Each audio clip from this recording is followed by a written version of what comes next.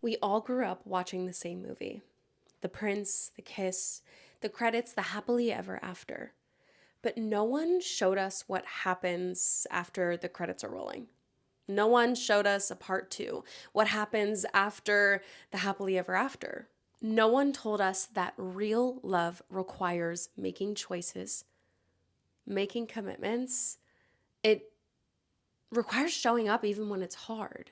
It requires so much more than just the passiveness of a fairy tale. And the thing is, a lot of us are walking around as adults waiting for the fairy tale to still kick in. That fairy tale that you're waiting for, it's a sham. It's a lie. But real love is so much better. And I'm going to prove it to you.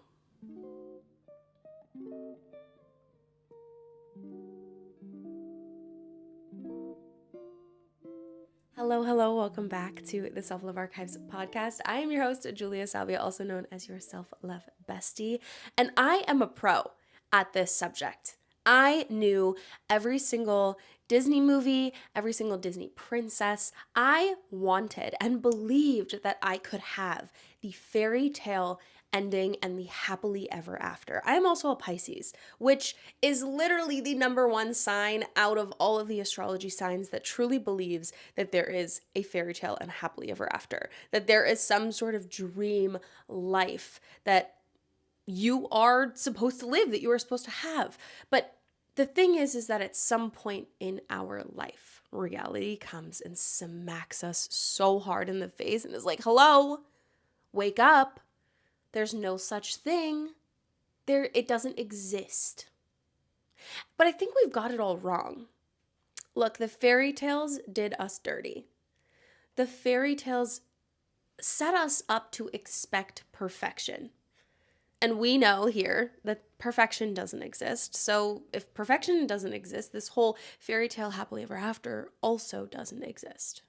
And I think that consciously we know that. Consciously we know that there's no such thing as fairy tales or happily ever after. But I think that subconsciously we're still waiting for things to be low effort, to be smooth. I think that when relationships get hard, we automatically consider that this person isn't the one. And I do it all the time, even in my own relationship right now, as it exists right now today. I sometimes get into my head where things get hard and I'm like, this isn't the one. It's not perfect. We fight, like this happens and that happens and we don't agree here and there's conflict there, but that's just not true. We're taking out the consideration that we are literal human beings and not just characters in a movie. Things are not always going to go smoothly. Things are going to change. There are going to be disagreements. There's going to be conflict, and there's going to be things that are so joyful, and there's going to be things that are amazing that you just didn't expect either. Look, conflict, growth, and hard conversations, all of those don't happen in the absence of love. They happen with love. We're in a conflict and having these hard conversations, and we're experiencing growth with this person that we love or this person that we want to be with because we care about them, because we love them. Otherwise, I'm not fighting with you. I'm not I'm not having an argument with you. I'm not having a discussion with you. I'm not sitting there and trying to figure out a compromise or figure out how to make this work. I'm gone. Goodbye. I'm not fighting with you for no reason. If I don't care about you, I'm not fighting with you. Toodaloo. Having hard conversations and growing together, like that is part of love. Like that is love. That's love doing its job because we're holding each other accountable, because we're communicating with each other, because we are understanding and realizing that we are both two separate individuals, two separate human beings, and we are completely different from each other. And we're having these conversations and we're communicating because we are aware of that, because we are aware of the reality of that. I want to be so clear though that two things. In relationships, you are supposed to have hard conversations. It's like rite of passage in a relationship that you want to have with someone for, a long period of time. But there are also relationships where there is, I wouldn't say a right or a wrong way to argue, but there are extremes as to where if something doesn't feel right, then it probably isn't. If something doesn't feel, if you don't feel loved because this person is disrespecting you, this person is being unkind, like that is a whole different subject and a whole different story. I'm not talking about that here. What I'm talking about is the nuances of being in a relationship with someone, with anyone, not just your partner, but with your friends, with your family. There's always going to be hard conversations. There's always going to be disagreements, but there's also going to be agreements. And there's always going to be easy conversations too. There's going to be the nuances of both and everything in between. But there is also situations where someone isn't respecting you, and that's something that is just like a huge red flag. I'm not talking about the red flags or even the pink flags here. I'm talking about the realization that you and this other person are both human beings living on this earth in this world, and you're not perfect. And you sure as hell are not two characters in a fairy tale. I think the truth is that if you are waiting for a relationship to be 100% effortless, then you're just chasing fiction or chasing something that doesn't exist. And if a relationship is 100% effortless, where is the depth in that relationship? Is there any depth in that relationship? Is there any value in that relationship if it's 100% effortless? My ex would always say to me all the time, a relationship is supposed to be easy. A relationship is supposed to be easy. And I would always push back, like, really, relationship is not supposed to be just easy. It can be hard at times and it can be easy at other times, but it's not supposed to be easy all the time. And honestly, if a relationship is easy or effortless 100% of the time, it's a complete utter lie. Because one of you is being complacent in that relationship. One of you is not being honest. One of you is not actually sharing your truth. And that's not to say that hard conversations can't be easy because you both have the utmost respect for each other and you know how to communicate with each other. It just means that there are still hard conversations happening. There's still depth happening. There's still growth happening.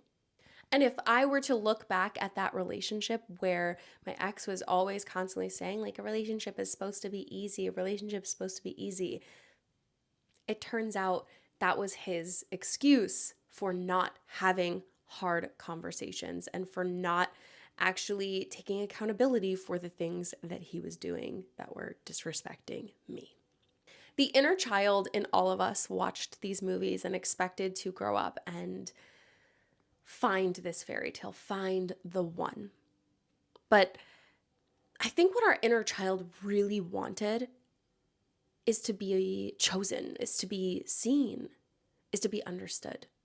And all of those things are possible in a healthy relationship. And when we do have all of these things in a healthy relationship, like, it feels amazing. It feels so aligned. It feels easy. It feels like, thank goodness I have this person in my life who knows me, who trusts me and I trust them, who I feel like I can be vulnerable with, I can share my life with. Like, that feels really good. Like, that is available. That does exist in real love. Like, that does exist. I want you to know that. And I want you to know that so deeply. But I think what gets lost in translation is that you don't just immediately have these things. These things are built. Real love is built. I can't just meet someone and automatically know what they like, who they are, what makes them feel seen, what makes them feel understood. How do they communicate? What do they enjoy? How do they feel at home with themselves? I don't know any of those answers. You don't know any of those answers when you first meet someone. So you need to build on that. You need to learn that. And sometimes it's a forever process, and it's a process where you just continuously get to know this person more and more and more. And you get closer and closer and closer. And there's no time limit on this. There's no, oh, you need to know this about this person in 1 month, 3 months, 5 years. It's all on your own time. It's all reciprocal with this person that you're in a relationship with or hoping to build a relationship with. But when you have it, but when you've built it, boy, does it feel so good.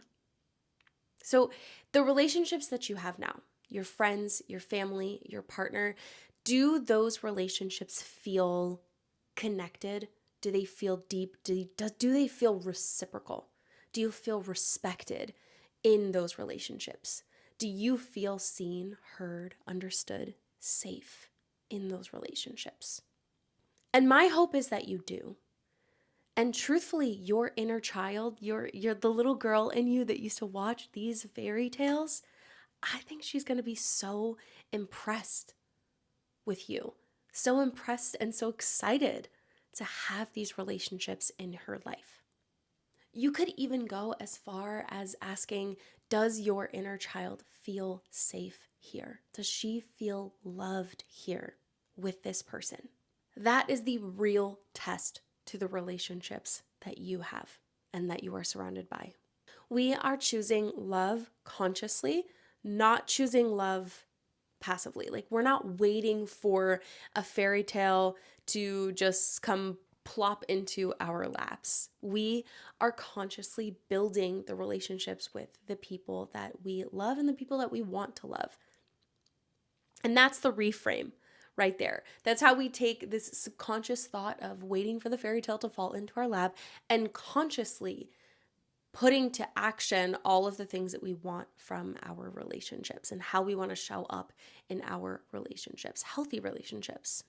Being a conscious part of my relationships has felt really good. Like, hey, we've built something together here and I love this for us.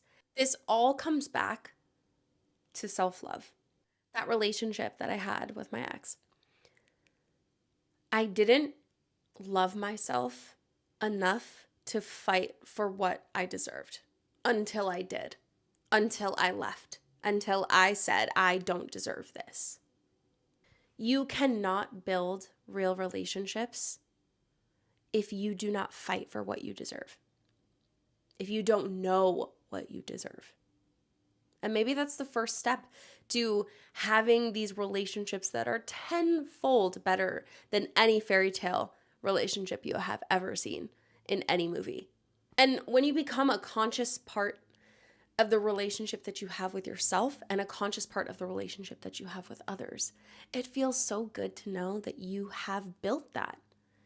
You have built yourself up to know what you deserve, to know that you have a level of expectation that you are worthy of in your relationships, that you're worthy of with yourself. So that means you are worthy of it in your relationships. So you know that the person that you are in this relationship with respects you at the level of respect that you have for yourself.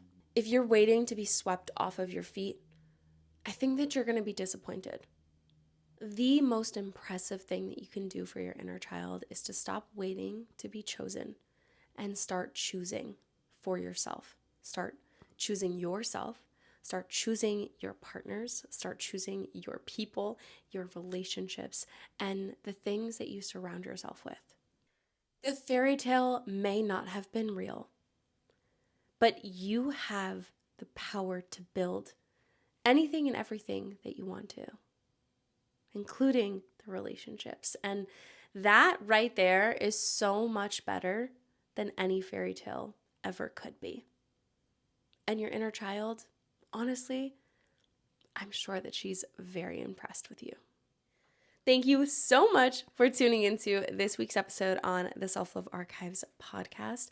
I want you to share with me your favorite Disney princess, Disney character. I have to go with Meg from Hercules. I love everything about her. She is very much, I just like, I see myself in Meg in so many ways, more than I ever have for any of the other like Disney princesses or any of the other Disney characters. Meg, she's that bitch. She's that girl.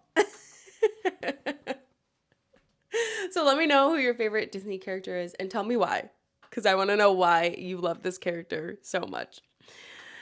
I hope you guys have the best week ever. And as always, I will be back here next week. We'll actually be talking about the Self-Love Book Club book of the month of June. And I'm so excited to share it with you because it kind of feels a little on theme for June, for what we're talking about now.